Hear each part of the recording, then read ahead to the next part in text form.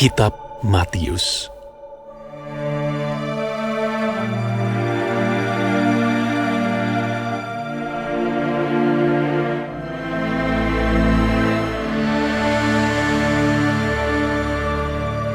Inilah silsilah Yesus Kristus anak Daud, anak Abraham.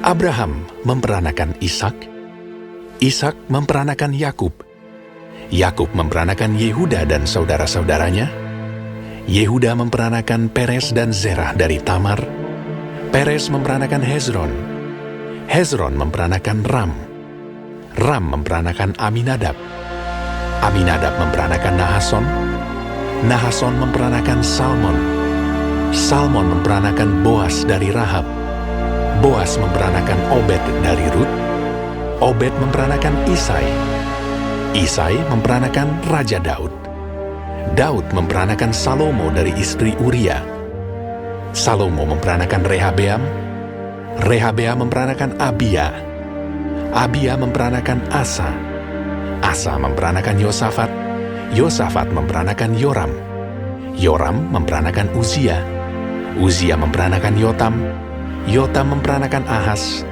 Ahas memperanakan Hizkia, Hizkia memperanakan Manasye, Manasye memperanakan Amon, Amon memperanakan Yosia, Yosia memperanakan Yekonya dan saudara-saudaranya pada waktu pembuangan ke Babel.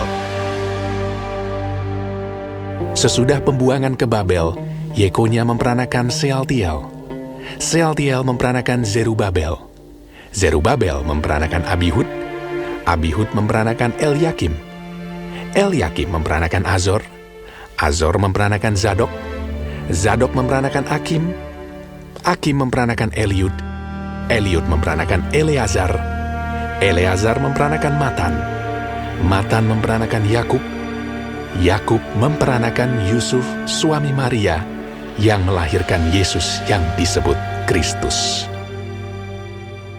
Jadi seluruhnya ada 14 keturunan dari Abraham sampai Daud, 14 keturunan dari Daud sampai pembuangan ke Babel, dan 14 keturunan dari pembuangan ke Babel sampai Kristus. Kelahiran Yesus Kristus adalah seperti berikut. Pada waktu Maria ibunya bertunangan dengan Yusuf, ternyata ia mengandung dari Roh Kudus sebelum mereka hidup sebagai suami istri. Karena Yusuf suaminya seorang yang tulus hati dan tidak mau mencemarkan nama istrinya di muka umum, ia bermaksud menceraikannya dengan diam-diam.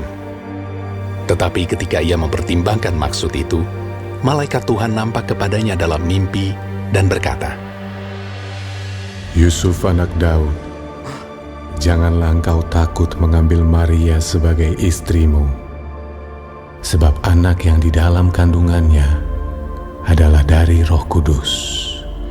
Ia akan melahirkan anak laki-laki, dan engkau akan menamakan dia Yesus, karena dialah yang akan menyelamatkan umatnya dari dosa mereka.